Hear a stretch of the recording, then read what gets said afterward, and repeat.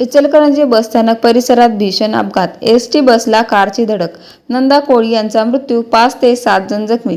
इचलकरंजी शहरातील बसस्थानक परिसरात झालेल्या भीषण अपघातात कुंभोज येथील रहिवासी नंदा कोळी वय अंदाजे 65 वर्षे यांचा दुर्दैवी मृत्यू झाला असून अपघातात 5 ते 7 जण जखमी झाल्याची प्राथमिक माहिती समोर आली आहे. या घटनेमुळे परिसरात मोठी खळबळ उडाली. मिळालेल्या माहितीनुसार MS43 AN 2221 क्रमांकाची महिंद्रा XUV कार भरधाव वेगात येऊन एसटी बसला धडकली. धडकेनंतर परिसरात एकच गोंधळ उडाला.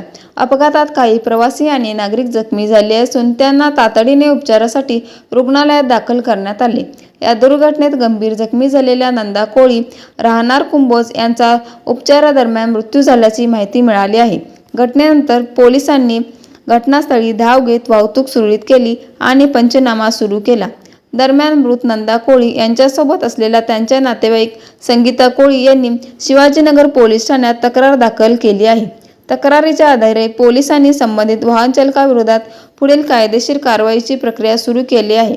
अपघाताचे नेमके कारण, वाहनाचा वेग, चालकाची स्थिती तसेच CCTV फुटेजच्या आधारे तपास सुरू असल्याचे पोलिसांकडून सांगण्यात आले आहे. विशाल क्रांती, वृत्तसेवा, इचलकरंजी.